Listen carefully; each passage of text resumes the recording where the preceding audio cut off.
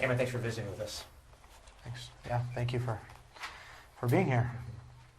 So you sit here now, awaiting trial, which could conceivably be months away, separated from your wife and your children. Was it worth it? Yeah, it was.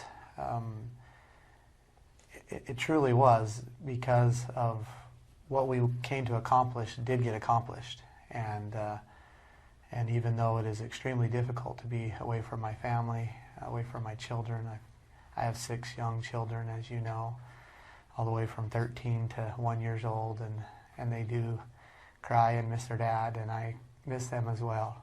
But there was an extreme need to bring attention to what was going on, and to bring to light what of some extreme abuses that are happening to individuals and families, and also to expose many of the things that are happening to all the people across this nation. So as difficult as it was, I can honestly say that yes, it was worth it.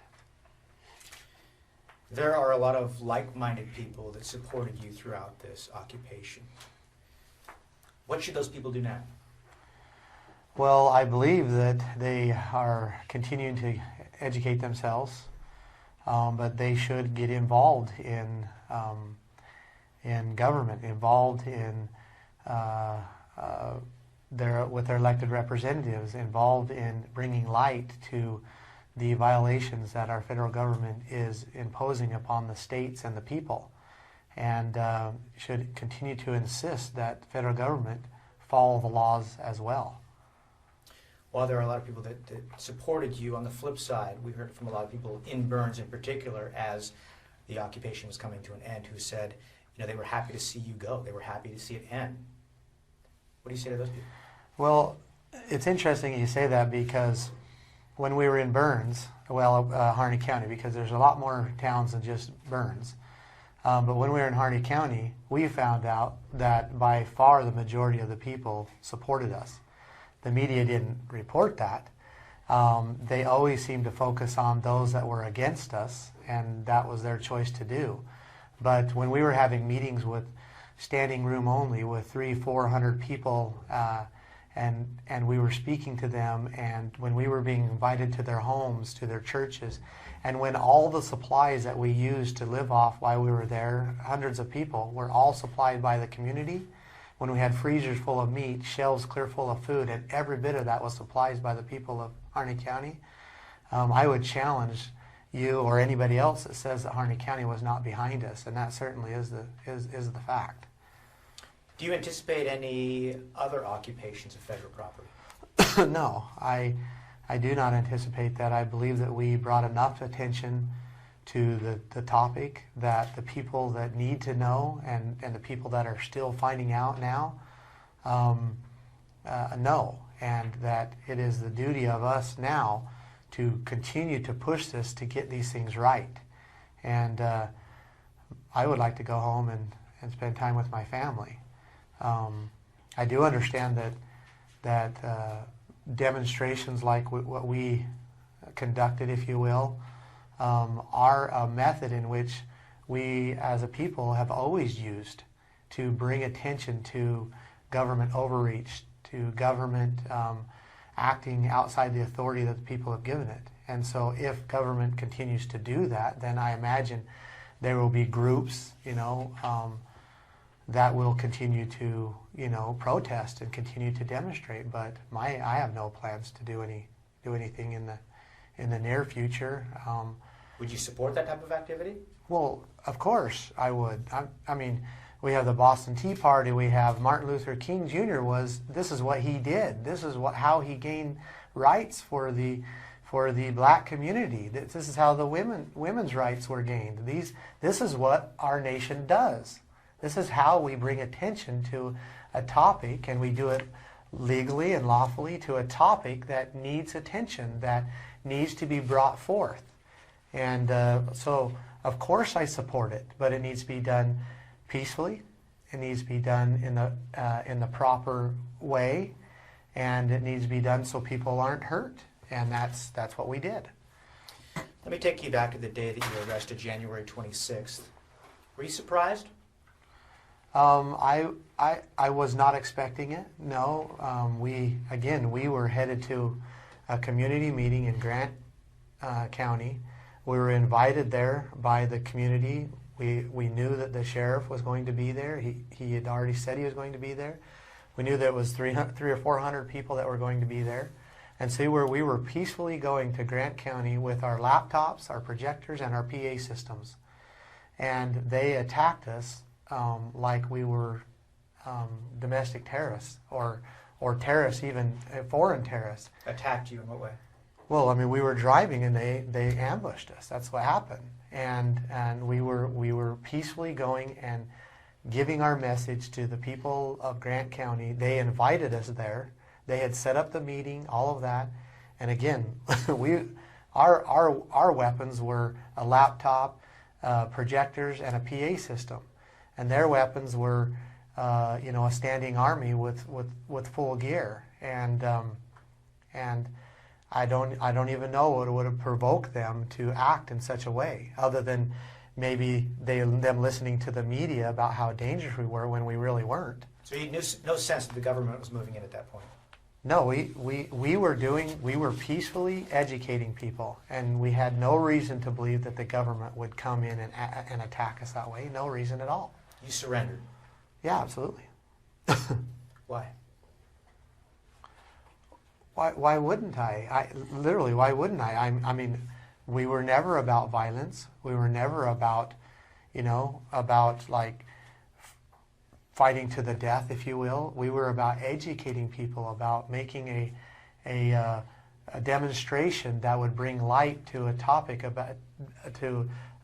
about how government is prosecuting Americans for ranching and for logging and for mining and also for simple things as hiking and camping and basically how federal government is overreaching and overstepping its bounds that the people have given it. That's what we were there for. Mm-hmm. At what point did you learn that Mr. Finucane had died?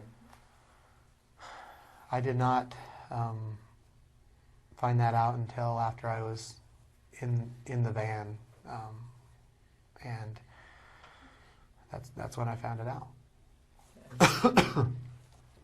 How did they share news of that tragedy? Well, I found it out with the others, those that were there. Sure.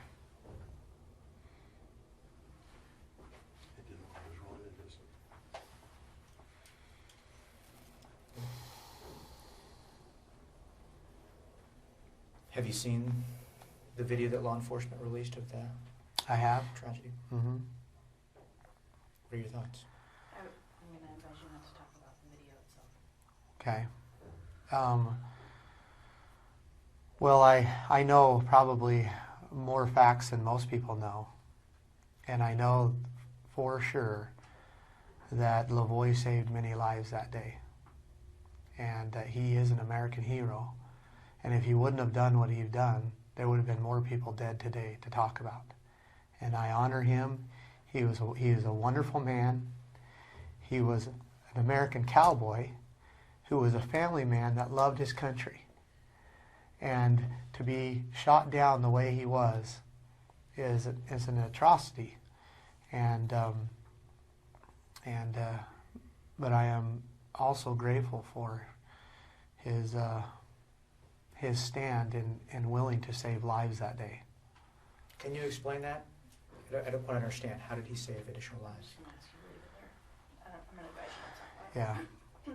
Well, I'll just leave it at that. But I know that day that he saved lives, and that if he did not do what he did, that there would be the rest of the people in the vehicle would be most likely killed as well. And that's all I will say about it. The final 4 occupiers that remained, what role, if any, did you play in encouraging them or having them surrender? Yeah, and Talk about that. I didn't play a whole lot of role. I did play at the end some role, but as you can see, I'm being advised not to talk about it. And I would rather, again, talk about, what we were there for, why we were there. There's a lot of details that will be exposed, and we're excited for that. We feel very confident in that they will favor us as they're exposed. But at this point, until there's been full discovery made and shared, we need to talk about the things why we're there and what was our purposes. Let me pose just one more question regarding those 4 remaining occupants, because you released a statement through your attorneys at the time, and I just wanted to see if you could elaborate that. Did they do the right thing in staying there? I've released a lot of things through my attorneys, and I wouldn't answer that question for you right now. Absolutely not. In some of the court filings, the FBI has alleged that they're investigating possible damage to artifacts and sacred burial grounds at the refuge. Right. Is there damage done? None whatsoever. We offered those artifacts to the Paiutes, the Paiute people, multiple times. We offered for them to come get them. We offered for them to us to deliver them, and it appeared that most of it was just some type of political thing, because they never would respond. They say they wanted them. They said that they were theirs, but then they never responded. So we left them alone. We never messed with them. And the thing that I would like to point out is how poorly the U.S. Fish and Wildlife Service was taking care of those. They were just strewed everywhere. They weren't taken care of. And so to come in and say that we, somehow took care of them worse than them, or in any way, we didn't. We respected them. We respect their culture. We respect their beliefs.